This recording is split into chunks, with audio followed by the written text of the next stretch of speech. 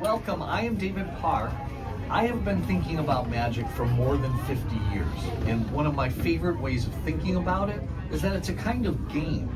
The game is essentially this: to what degree are my senses being deceived, and to what degree is this real?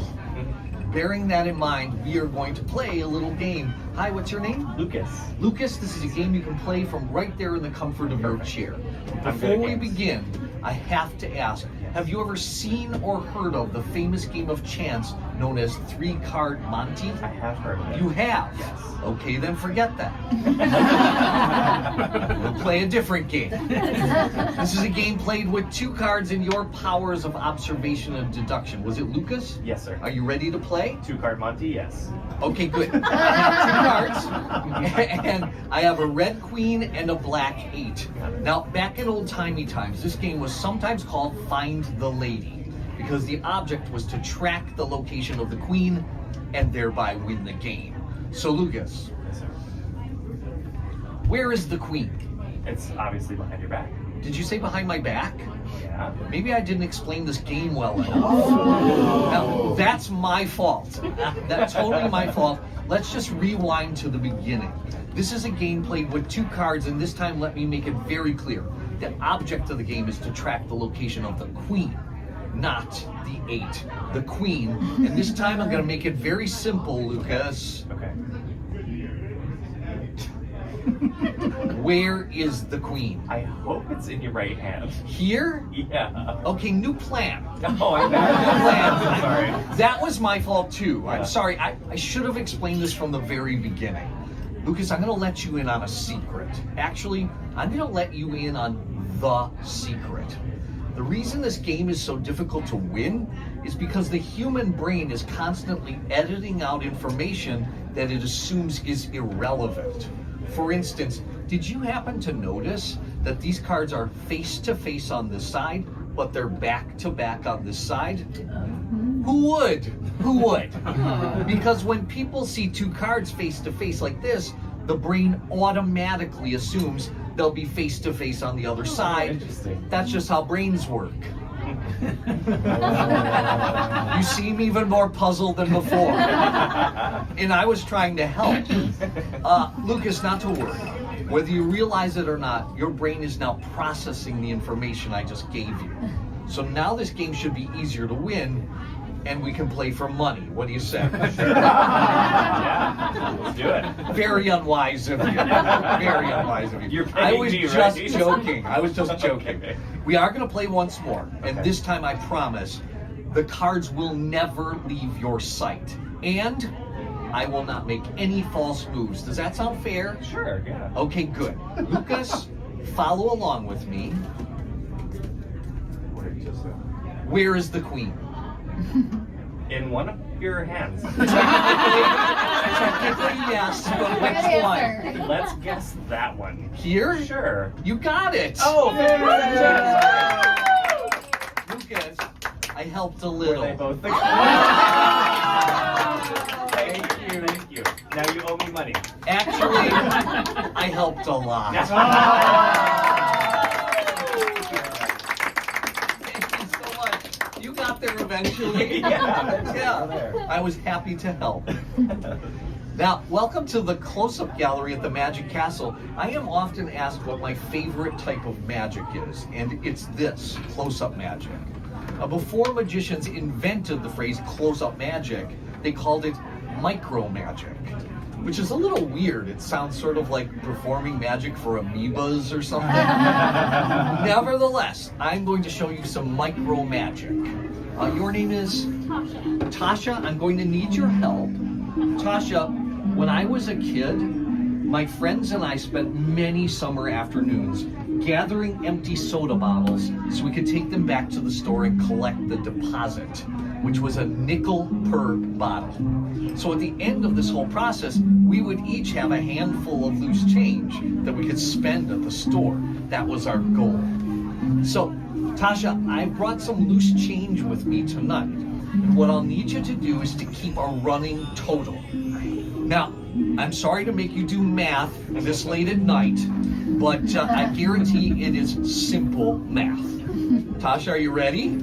but yes. No, but yes. Okay, good. Off to a good start. Okay, Tasha, I have a nickel Okay. and I have a dime. How much? 15 cents. 15 cents. I also have a penny. How much? 16 cents. 16 cents. And I have another nickel. What's my grand total? 21 cents. 21 cents. Right here in my hand. Nice job. Good job, Tasha. Now, Tasha, you can see that and you can hear this, right? Yes. Okay, good. Now we're gonna pretend that you are the clerk behind the counter. So hold out your hand flat like this. I'm going to give to you an imaginary dime and an imaginary nickel. Did you get those? Good. In 1970, 15 cents was enough to buy one Spider-Man comic book. I will also give to you an imaginary penny. That was enough for one piece of double bubble gum. How much money have I given you? 16 cents. You have 16 cents. If you have 16 cents, how much money do I have left? 5 cents. Got a nickel. 5 cents. So if we have imagined this vividly enough, all that is left is the nickel.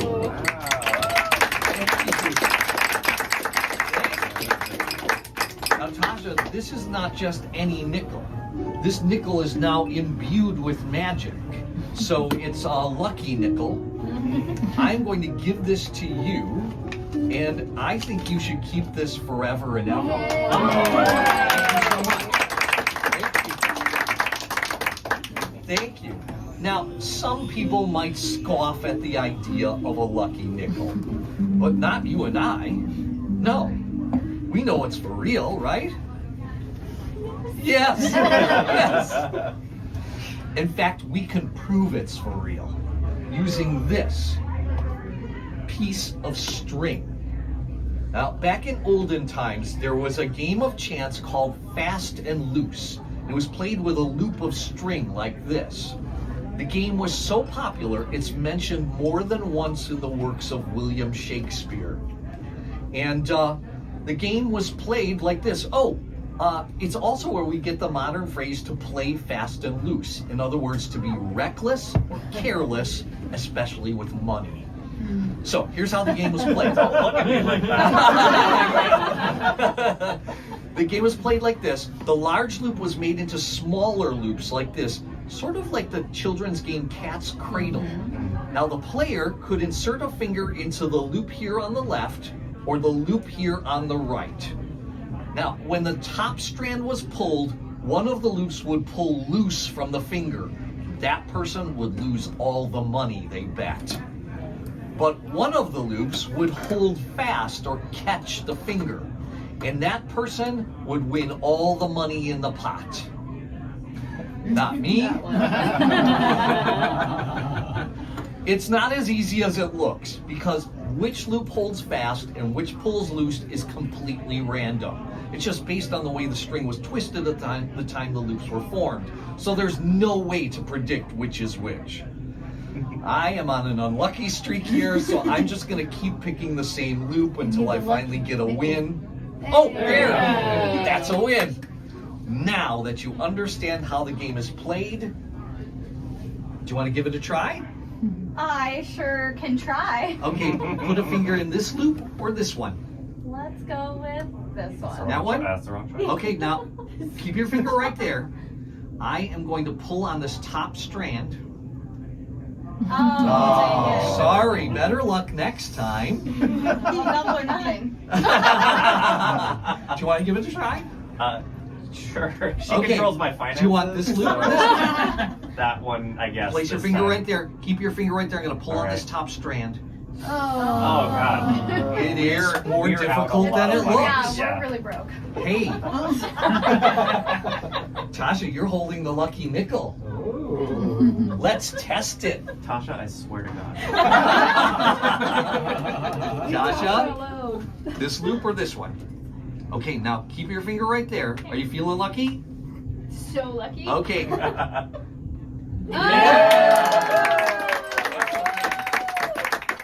Now, I I don't want anyone to think that that was a fluke, because statistically it could happen. So we are going to use the scientific method of repeatability. Okay. Pick a loop. Do it again. You're gonna stick with that one, huh? Okay. Keep your finger right there. Check that out. Check that out. Now, we're gonna give this the ultimate test. Tasha, hand that envelope to the person sitting next to you. Hi, what's your name? Johnny. Johnny, we're gonna see if Tasha has shared the luck with you. Johnny, pick a loop. That's the one. That's the one. Check this out. Oh, yeah. That is a win. Now, Tasha, I think you should keep this and don't ever spend it. And you should keep this. Oh. And remember, don't ever gamble with strangers. Thank you so much. Thank you. Now, actually, I have a little footnote to add to that story. Johnny, can I have the loop of string for just a second? All right. You're so attached to it. So here's my footnote to this story. This game, Fast and Loose, eventually became so popular it was considered to be a public nuisance. So, in 1575, it was banned by an act of parliament. If you were even caught with a loop of string like this, you had to pay a hefty fine. And if you couldn't pay the fine, straight to jail. Now, I'm going to ask all of you a question, and I'd like you to answer all at the same time. Do you think that people stopped playing this game just because the government banned it? Of course not. Oh, that's real good.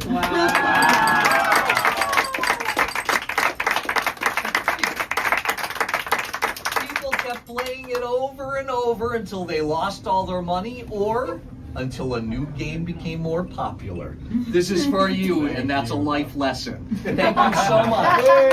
Thank you.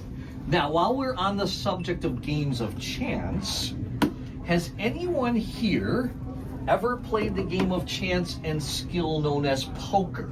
Anyone? Hi, what's your name? Tom. Tom? So you know from experience that in the game of poker, a person's fate can rest on the turn of a single card. Am I right? That's right. Tom, would you join me?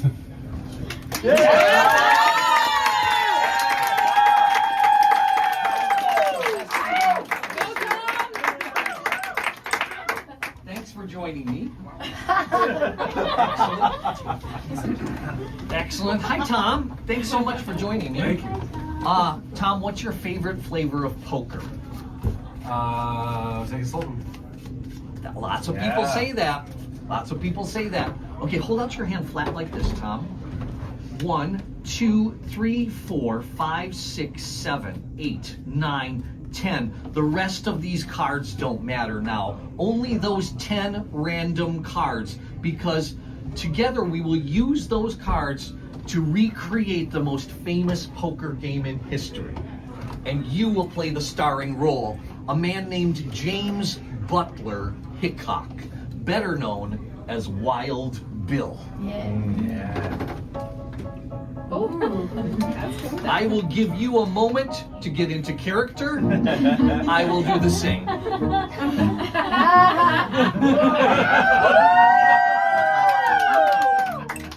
Does it suit us? Yeah. You wear it well.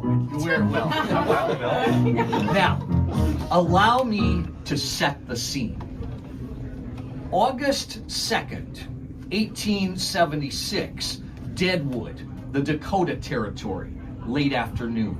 Wild Bill Hickok is playing a friendly game of cards at the number 10 saloon.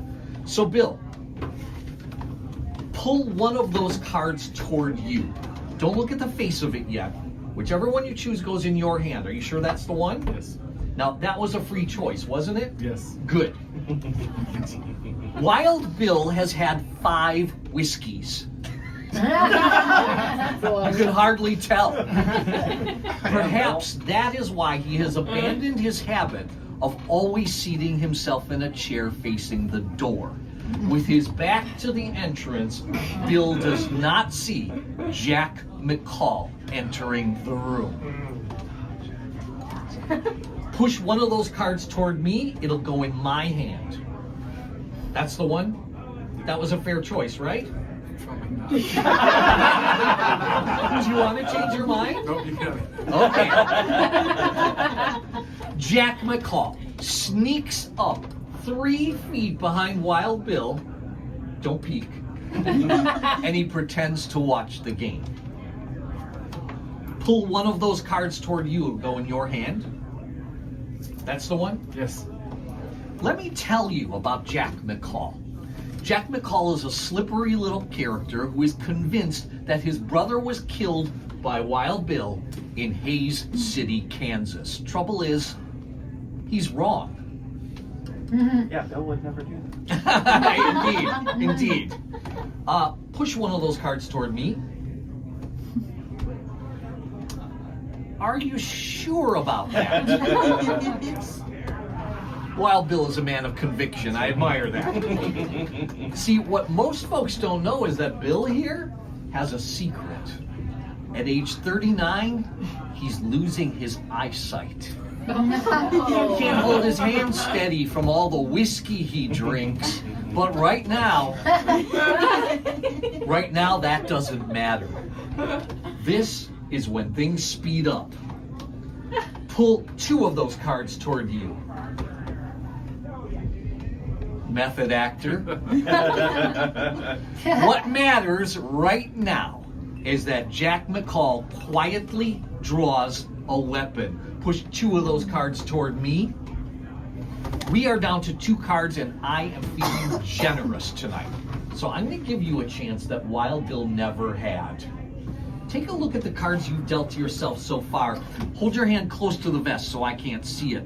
Once you've had a gander at your hand, I want you to peek at each of these cards and take the one that gives you the best possible poker hand. I could not be fairer than this. That's the one. I will take the card you did not want. And that's it. The game is over. Yeah. Oh.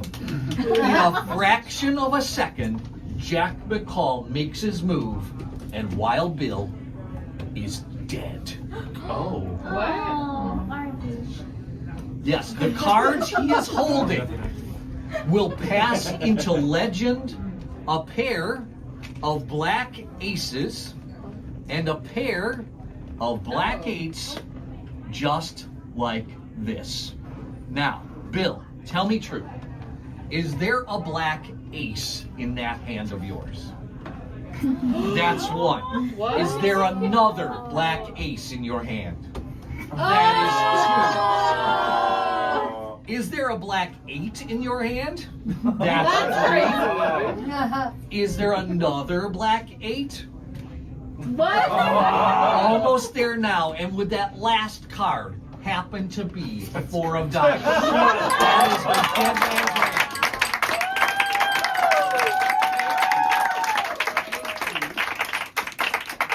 hand. Now, I have one final twist to add to this story. See, when Bill first saw these cards, he probably thought it was his lucky day. You know, Bill was never the winningest card player, and 2 pair, it's not a bad hand to start, am I right? I mean, it's something to work with. But in poker, 4 of a kind beats 2 pair. Let me repeat. 4 of a kind beats 2 pair. These are the cards you gave to me. I had no control over where these cards ended up. Isn't that true?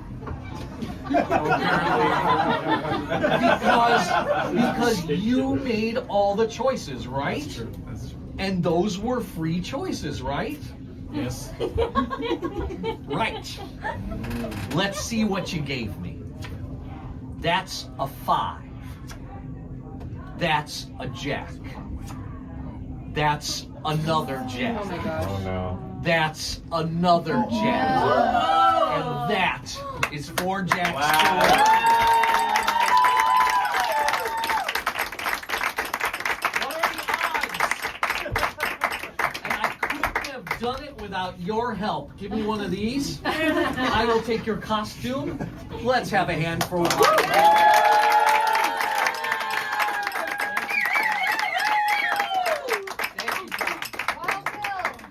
The lesson here is it's all about the hat. I had a great time meeting all of you. I hope to meet all of you again. In the meanwhile, have a fantastic night at the Met.